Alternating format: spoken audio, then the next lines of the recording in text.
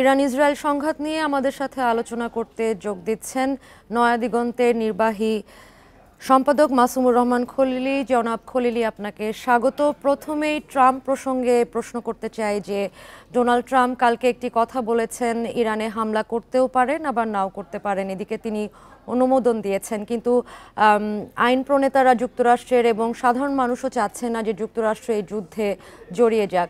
এই বিষয়ে আপনার মূল্যায়ন কি? ট্রাম্প যুদ্ধ পরিকল্পনার অনুমোদন দিয়েছেন, আবার একই সাথে যদি যুদ্ধে আমেরিকা যুক্ত হয় তাহলে যে ধরনের সশস্ত্র বাহিনী মোতায়েন এবং অন্যান্য প্রতিরক্ষা সরঞ্জামাদি মোতায়েন এগুলো কিন্তু শুরু হয়ে গেছে। এখানে ট্রাম্পের একটা কৌশল সম্ভবত আছে, সেটা হচ্ছে ট্রাম্প চাচ্ছিলেন ইরানের উপর প্রচন্ড রকম চাপ প্রয়োগ করে তাদের শর্তে, মানে আমেরিকান ইসরায়েলি শর্তে আত্মসমর্পণ করতে বাধ্য করা। কিন্তু সেটা সম্ভবত হচ্ছে না। যদি না হয় তাহলে কি হবে সেটা হচ্ছে ট্রাম্পের উপর নির্ভর করে। ট্রাম্প নিজে চান হচ্ছে যুদ্ধে জড়াতে, এবং এই কথা উনি উল্লেখও করেছেন। কিন্তু সমস্যা হচ্ছে কি, আমেরিকার ভেতরে সবাই কিন্তু যুদ্ধ চান না। আমরা জানি সিনেট এবং প্রতিনিধি সভা দুই জায়গায় দুটো বিল আনা হয়েছে, যাতে যে বিল যদি অনুমোদন করা হয় তাহলে ট্রাম্প এককভাবে এই যুদ্ধে আমেরিকাকে যুক্ত করতে পারবে না। এটার জন্য কংগ্রেসের অনুমোদন লাগবে। এছাড়াও হোয়াইট হাউসের সামনে বিক্ষোভের বিষয়টাও আমরা জানি। তারপর বানি স্যান্ডার্স এর মতো সিনেটর, প্রভাবশালী সিনেটর, তারাও কিন্তু এই যুদ্ধের বিরোধিতা করেছেন। তিনি বলেছেন যে এই যুদ্ধটা হচ্ছে ইসরায়েলের যুদ্ধ, ইসরায়েলের যুদ্ধে ইসরায়েলের নেতৃত্ব সিদ্ধান্ত নিতে পারে, কিন্তু এই যুদ্ধে আমেরিকা কেন জড়াবে এই বিষয়টা কিন্তু আমাদের ভাবনা চিন্তা করতে হবে। তার মানে ট্রাম্প প্রথম দিকে যেভাবে যুদ্ধে জড়ানোর ব্যাপারে এককভাবে আগাচ্ছিলেন, এখন কিন্তু নেতিবাচক অনেক ধরনের প্রতিবন্ধকতা ওনার সামনে এসে হাজির হচ্ছে। ফলে উনি সম্ভবত একটু কনফিউশনের মধ্যে আছেন, এবং এই কারণে যুদ্ধ পরিকল্পনাটা উনি অনুমোদন করেছেন, কিন্তু এটা কার্যকর হবে যদি উনি চূড়ান্ত সিদ্ধান্ত দেন। তখন উনি চূড়ান্ত সিদ্ধান্ত কি দেবেন সেটা কিন্তু এখনো পর্যন্ত নিশ্চিত না। ব্লুমবার্গকে বলা হয়েছে যে উনি চিন্তা ভাবনা করছেন, কিন্তু তার মানে যুদ্ধে জড়াবেন এমন কোনো গ্যারান্টি এখনো কিন্তু নেই। কারণ আমেরিকা যদি এই যুদ্ধে যোগ দেয় তাহলে কিন্তু যুদ্ধের প্রকৃতিটা পাল্টে যাবে। এটার ব্যাপারে রাশিয়া এবং চায়নার পক্ষ থেকে হুঁশিয়ারি আসছে। অনেক পক্ষ থেকে বলা হচ্ছে যদি আমেরিকা সর্বাত্মক এই যুদ্ধে যুক্ত হয়ে যায় তাহলে এটা প্রলয়ঙ্করী, আঞ্চলিক, এমনকি বিশ্বযুদ্ধ রূপ নিতে পারে। জনাব খলিলি, আমরা দেখছি যে রুশ প্রেসিডেন্ট, রাশিয়ার পক্ষ থেকে যুক্তরাষ্ট্রকে এই বিষয়ে সতর্ক করা হয়েছে যেন যুক্তরাষ্ট্র এই যুদ্ধে না জড়ায়। আবার ইরান রাশিয়ার মিত্র হলেও রাশিয়াকে কিন্তু এক্ষেত্রে কোনো উদ্যোগ নিতে দেখা যায়নি এই সংঘাতের ক্ষেত্রে। এটা কি ইউক্রেনের সাথে, যেহেতু রাশিয়ার ইতিমধ্যে একটি যুদ্ধ চলছে, এই কারণে, নাকি রাশিয়া গোপনে ইরানকে সহায়তা করে থাকতে পারে? রাশিয়ার সাথে ইরানের যে কৌশলগত সম্পর্ক, এই সম্পর্কের একটা ফল আমরা দেখছিলাম যে ইউক্রেনে ইরান কিন্তু ড্রোন এবং অন্যান্য ক্ষেপণাস্ত্র দিয়ে সহযোগিতা করেছে। কিন্তু এই সম্পর্কটা মানে এক চুক্তিবদ্ধ কোনো সম্পর্ক না, যার কারণে যদি ইরান আক্রান্ত হয় এখানে রাশিয়া সাহায্য করতে হবে। এখানে আরেকটা বাস্তবতা আছে, সেটা হচ্ছে কি, ইসরায়েলের যে জনসংখ্যা তার 1/3 হচ্ছে রুশ বংশোদ্ভূত। এমনকি ইসরায়েলের যে ন্যাশনাল ল্যাঙ্গুয়েজ, এটার সেকেন্ড ল্যাঙ্গুয়েজ কিন্তু রাশিয়ান, হিব্রুর পরে। তো ফলে রাশিয়ার সাথে ইসরায়েলের যে সম্পর্কটা, এটা সোভিয়েত আমল থেকে কিন্তু চলে আসছে। এই বাস্তবতাটাও কিন্তু আমাদের চিন্তা দেখতে হবে। মানে ইসরায়েলের যে নেতৃত্ব আছে, পার্লামেন্ট মেম্বার এবং অন্যান্য গুরুত্বপূর্ণ জায়গাগুলোতে, এর মধ্যে একটা উল্লেখযোগ্য অংশ হচ্ছে রাশিয়ান বংশোদ্ভূত। ফলে রাশিয়া চীন এবং ইসরায়েলের সাথে যখন যুদ্ধ সংঘাত হবে, তখন শুধু ইরানের সাথে যে সম্পর্কটা, সরি, ইরান এবং ইসরায়েল যখন সংঘাত হবে তখন শুধু ইরানের সাথে রাশিয়ান সম্পর্ক চিন্তা করলে হবে না, একই সাথে আমাদেরকে ইসরায়েলের সাথে যে রাশিয়ার একটা বিশেষ সম্পর্ক আছে সেটাও দেখতে হবে। আর আপনি যেটা উল্লেখ করলেন ইউক্রেনের সাথে একটা যুদ্ধে জড়িয়ে থাকার কারণে নতুন কোন যুদ্ধে যাওয়ার বিষয়টা এখানে সক্রিয় কিনা, হ্যাঁ সেটাও থাকতে পারে। তবে এটাও একটা বাস্তবতা, সেটা হচ্ছে কি, ইরান হচ্ছে এখন পর্যন্ত মধ্যপ্রাচ্যের সবচেয়ে নির্ভরযোগ্য এলাই রাশিয়ার। যদি এর আগে সিরিয়া ছিল, সিরিয়াতে তাদের বিমান ঘাঁটি ছিল, সিরিয়া যাওয়ার পরে এখন ইরান হচ্ছে তাদের নির্ভরযোগ্য সবচেয়ে প্রতিবেশী মিত্র মধ্যপ্রাচ্যে। ফলে ইরানের এই সরকারের যদি পতন ঘটে তাহলে সোভিয়েত মানে রাশিয়ার আরেকটা বন্ধুর কিন্তু মিত্র হারাবে রাশিয়া।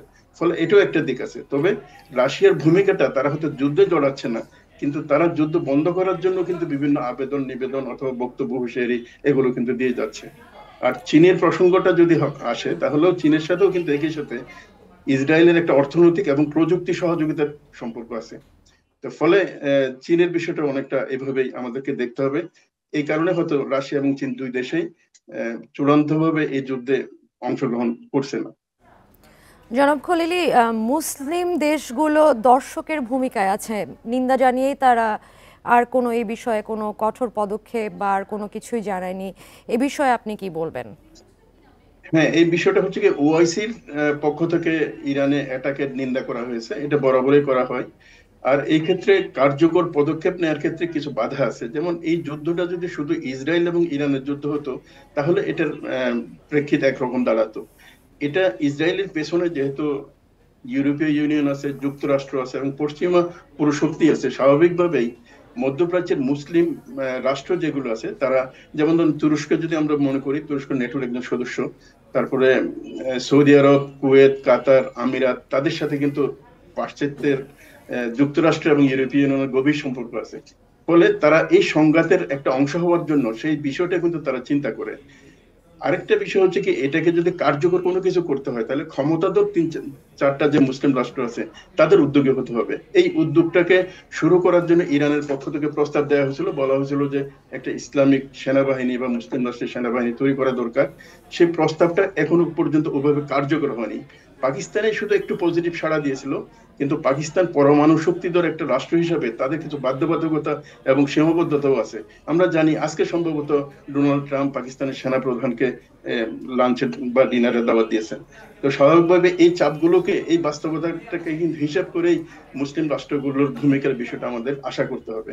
আমার ধারণা শেষ পর্যন্ত কূটনৈতিকভাবে হয়তো তুরস্ক, সৌদি আরব, পাকিস্তান বা অন্যান্য মুসলিম রাষ্ট্রগুলো একটা রোল প্লে করতে পারে, কিন্তু সামরিকভাবে কোনো ভূমিকা নেবে এই সম্ভাবনা আমি খুব বেশি দেখছি না। জনাব খলিলি, শেষ একটি প্রশ্ন করতে চাই যে ইরানের পরমাণু কর্মসূচিকে ধ্বংস করতে ইসরায়েল এই হামলা চালাচ্ছে, এরকম অনেক প্রতিবেদনে আসছে, সাধারণ মানুষও বলছে। কিন্তু ইরানের পরমাণু এই কর্মসূচিকে যুক্তরাষ্ট্র বা ইসরায়েল কেন হুমকি মনে করছে? আমি সাধারণ মানুষের জায়গা থেকে আপনাকে এই প্রশ্নটি করছি। হ্যাঁ, এই প্রশ্নের সৃষ্টি হওয়াটা এটা খুব গুরুত্বপূর্ণ প্রশ্ন। যেমন শুরু থেকে ইসরায়েল বলে আসছিল ইরানের যে পরমাণু কর্মসূচি এটাই তাদের অস্তিত্বের জন্য একটা হুমকি। কারণ ইরানি লিডাররা বিভিন্ন সময় বিভিন্ন ধরনের রেটরিক বলেছিলেন, ইসরায়েল অবৈধ রাষ্ট্র, এটা মানচিত্র থেকে মুছে যাওয়া উচিত, এই কথাগুলো বলে। কিন্তু বাস্তবতা আমরা যেটা দেখি, যে নেতানিয়াহু এই যুদ্ধ শুরু করেন হচ্ছে পরমাণু প্রকল্পের কথা উল্লেখ করে। আর এই গতকালকে এবং পরশুদিন, দুই দিনেই উনি উল্লেখ করেছে যে তাদের টার্গেট হচ্ছে ইরানের রিজিম পরিবর্তন, মানে শাসন পরিবর্তন। তো ফলে ইসরায়েলের মানচিত্র, এদের সংবিধান, এগুলো কিন্তু এখনো পর্যন্ত ফিক্সড নাই। ইসরায়েল মানচিত্র, দেশটা আসলে কোন ভূখণ্ড নিয়ে গঠিত হবে এটাও কিন্তু তাদের নিশ্চিত কোনো কিছু না। ফলে তাদের একটা সম্প্রসারণবাদী চিন্তা আছে, সম্প্রসারণবাদী একটা পরিকল্পনা আছে। তার একটা পার্ট হচ্ছে আরব রাষ্ট্রগুলো এবং মধ্যপ্রাচ্যের যেসব শক্তিধর রাষ্ট্রগুলো আছে এগুলোকে দুর্বল করা। আমার ধারণা ইরানে ইসরায়েলের যে অ্যাটাকটা, এটা শুধুমাত্র পরমাণু কর্মসূচি বন্ধ করার অ্যাটাক না। যদি এটা হতো তাহলে পরমাণু যে চুক্তিটা হয়েছিল সেই চুক্তিটা কন্টিনিউ করলে কিন্তু এটার ব্যাপারে একটা নিশ্চয়তা পাওয়া যেত। কিন্তু সেটা না, এখন শাসন পরিবর্তন করে এখানে আবার পুরনো রেজা শাহ পাহলভির শাসন নিয়ে আসতে চাচ্ছে। এবং যুবরাজ রেজা পাহলভি, ওনাকে ইয়েতে নিয়ে যাওয়া হয়েছে, মানে ইসরায়েলে, এবং উনি প্রার্থনা করেছেন ইহুদি স্টাইলে। সবকিছু মিলে মনে হয় মানে মধ্যপ্রাচ্যের উপর ইসরায়েলের একটা নিয়ন্ত্রণ প্রতিষ্ঠার জন্য কিন্তু এই প্রকল্পটা। এবং এটাকে সাকসেসফুল করতে হলে অবশ্যই এখানে কিন্তু আমেরিকা এবং ইউরোপের একটা অংশগ্রহণ দরকার আছে, সেটাই কিন্তু নেতানিয়াহু চেষ্টা করছে। তো ফলে এই জিনিসটাকে খুব ক্ষুদ্রভাবে শুধুমাত্র পরমাণুর বিষয়টাতে কেন্দ্রীভূত করে যদি আমরা চিন্তা করি, তাহলে মনে হয় আমরা পুরো দৃশ্যটা পাবো না। জনাব মাসুমুর রহমান খলিলি, আপনাকে ধন্যবাদ আমাদের সাথে যুক্ত হওয়ার জন্য।